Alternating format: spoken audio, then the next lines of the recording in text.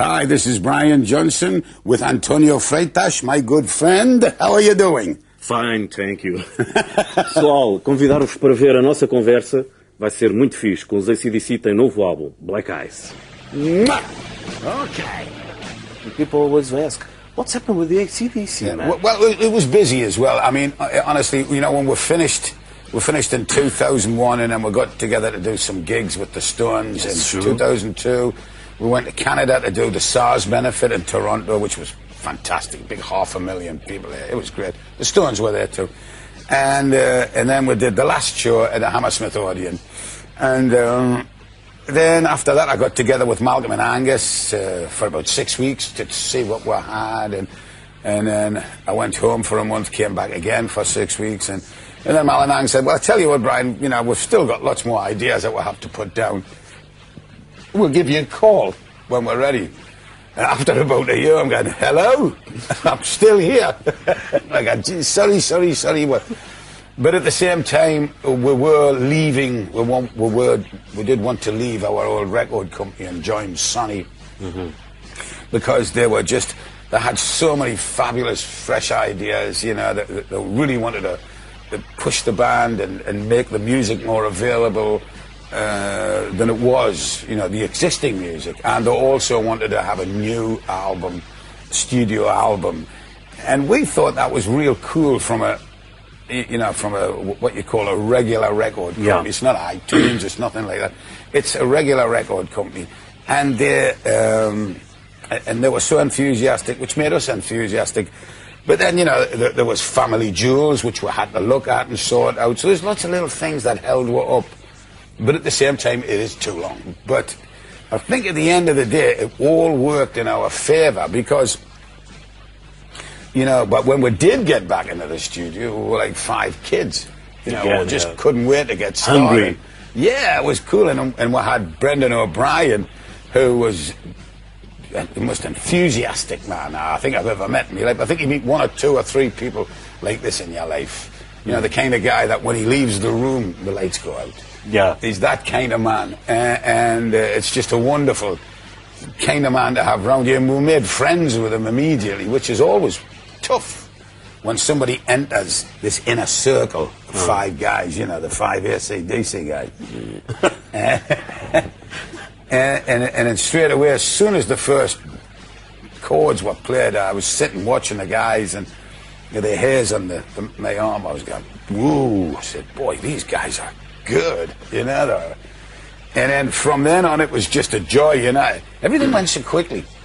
And it was the quickest album we've done since Back at Black. 8 weeks, is it? Well, but actually, it was less than that. I mean, I only sang physically for 6 weeks. So it was a wonderful experience because we just felt like we were a young band really trying to prove ourselves again. Yeah. You know, because the trouble is with being in a band this long, and it's wonderful that people have kept with it this long, but there's always the critic. And the people, you know, the negative people in the world who are just saying, you know, well, it's the same. It's this. It's the same. It's AC/DC. Here they come again. You know, why don't they just go away? You know, you've always got that side who just love to see people collapse. And we've always been fighters. We've always believed in what we're doing, you know. And Malcolm especially, who literally was his brainchild when he started this band. Angus was still at school. Yeah. But when he said, start a band, you come with me. And what? You know, I haven't been in a band before, you know. I think I've been playing with a few friends. And and there was a pick of a lot of great guitarists in Sydney that Malcolm could have picked them, but he wanted his brother, he knew, and he said, keep the school suit on. Well, basically, he didn't have time. He'd come straight home from school and run out to rehearsals with his school suit on with his father and mother going, get back here! And he had his little guitar in his hand and he was running down the street. I know this because they didn't tell you that. The sister told me this. Margaret told me. I know all the dirt on the young brothers. Oh, yes, because his mother and father told me. So, and it never changed from them. And Malcolm's idea was to build a rock band that was no nonsense, non-political, non-religious. Just don't get mixed up with anything and keep music for what it is. Just for the fun of It's it. for the fun of it, That's it. Yeah. It shouldn't be anything else. If you've got a political idea, keep it to yourself. Right on. Nobody else wants to hear what you think. Bullshit. No, rock and roll should be about that. And I know. that's the life, the philosophy of AC/DC. It's supposed to be, yeah. Always have been, And keep yourself true to your fans. The people who buy your records and stick with you. If you sell out, you just look like a traitor. You know what I mean? You just look like Jesus, I thought that. I can imagine if we turned up on the Portuguese morning breakfast show. And, hi, Brian, how are you? Fuck up. Because we're not going to do that.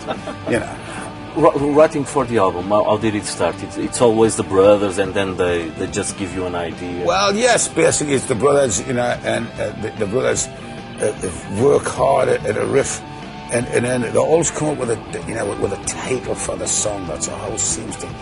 They come up with these great titles. Big Jack. I was going, oh yeah, Big Jack, and I go, no, not Big Jack, Brian. I was going, sorry, but that's just me. I can't help it.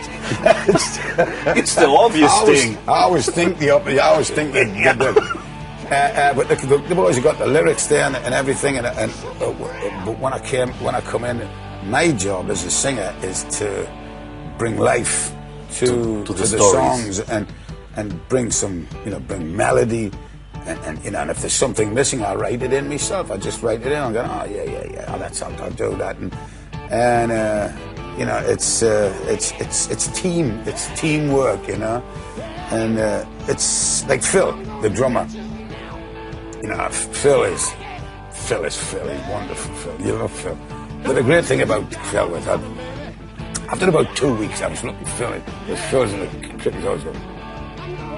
I mean, the drumsticks are going like this and everything, but you think nothing's happening. Yeah. It totally moves from looks there. like he's changing a kid's diaper. Yeah. And they think he's changing somebody's, or doing something, or making a model aeroplane, but his drums, his hands are going.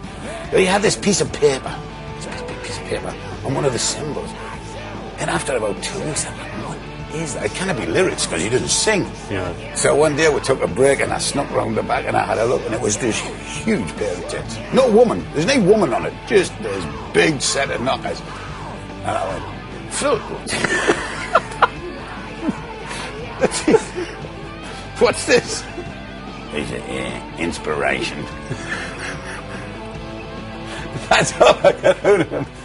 He's a good. I love him. And War Machine, for instance, that song is about what? Well, I know Angus is like me. He's a great historian.